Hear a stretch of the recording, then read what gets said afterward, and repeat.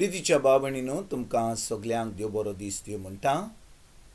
आयज सोनवार आनी आयचें शिवर्थमान जावन आसा माकूचो 16 विसवोर वोड 17 ते 29 पर्यंत. मार्क चॅप्टर 6 वर्सेस 17 to 29.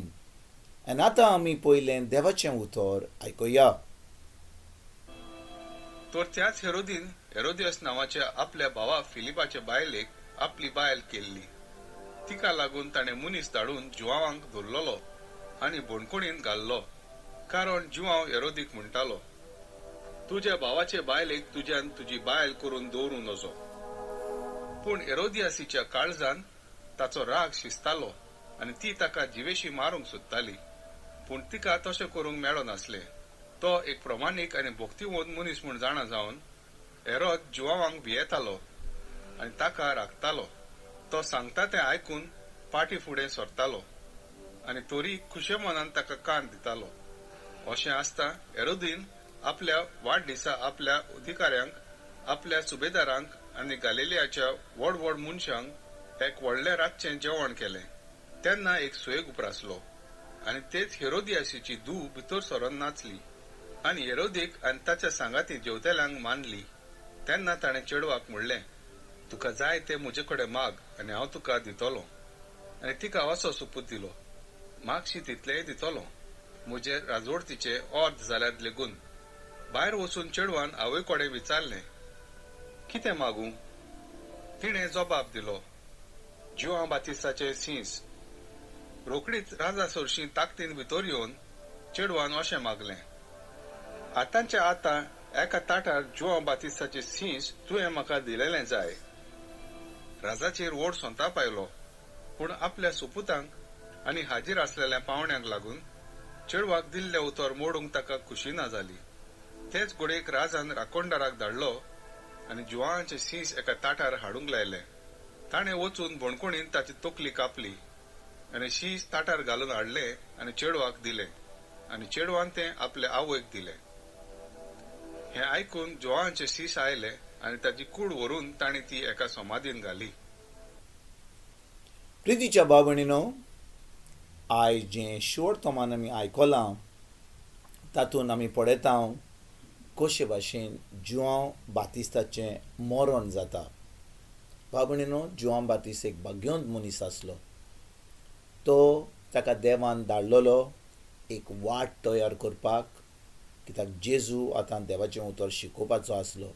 जेन्ना जुआंव बातिस्त आपलें काम करतालो, आजून पासून जेजून आपलें काम कोमेस करूंक नासलें, जुआंव बातिस्त लोकांक एके भाशेन पातोक सोडून एका भाग्यवंत जिवीत जिवोवपाक तो आतां सांगतालो. आनी त्या वेळार हेरोद पादशाय जुदेवान राजा म्हणून आपलो हुकूम चलयतालो. आनी तेन्ना राजा एक व्हडली चूक मानतालो, एक व्हडली चूक करतालो, म्हणजे पातोक कोत्तालो.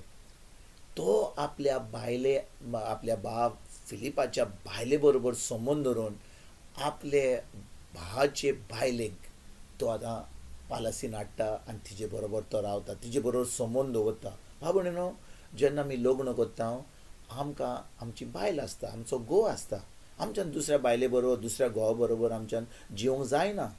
म्हणटच आयज कितें घडटा ओ तेन्ना कितें घडलें?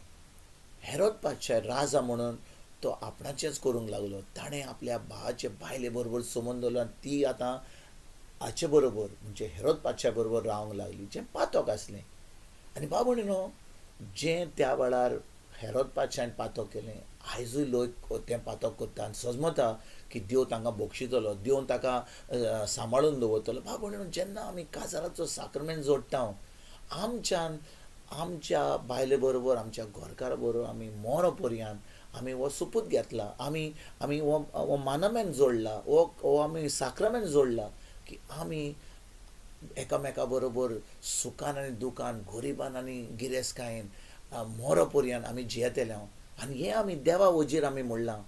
आनी भाव आमी हें जें साक्रमेंट जोडला तो आमी साक्रमेंता प्रमाणे जोडिना, आमी आमचेंच करता. वय जायत आमची बायल नको, आमचो घोव नको, पूण बायल्यान आमी म्हणजे कोणूय नको आसतना आमी संबंद दवरता आमी लिंगो कोत्ता आनी खूब कसलीं पातकां कोत्ता.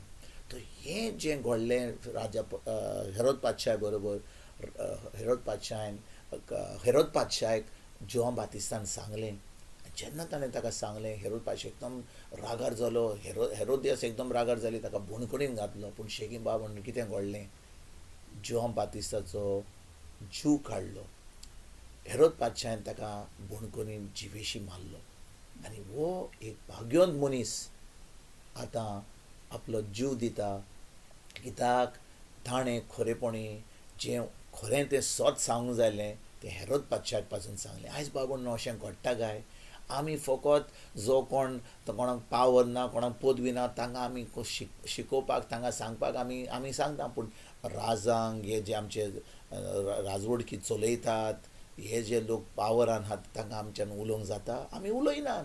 कित्याक आमकां आमची कोदेल एकदम म्हणजे वालोराची. आमी कित्याक त्रासान पडपाक, कोण आमकां कितें त्रास करीत, कोण आमकां दुमाळो दीत, कोण आमकां बोणकुडीन घालीत. पूण भाव भयणीनो, एक दीस जोडटेच्या दिसा आमकां जोडटेचेर जाबाब दिवचो पडटलो. तर आयज आमी खरेपणी भावार्थी जाल्या, आमी खरेपणी जेजूचे पाटलाव जाल्या, आमी स्वतान चलोन दुसऱ्यांक स्वतान चलपाक, जें चुकीचें आहा तें तांकां सगळें सांगून, जें सगळें लिंपून दवरलां तें सगळें फुडें हाडून, आनी आमी खरेपणी एक भाग्यवंत जिवीत जिवंक गरजेचें. हें जिवीत आमी जिवंक आयजसान आमी सुरवात करुया. तुमकां आनी तुमच्या फॅमिलीक एक बरो दीस आवड येता.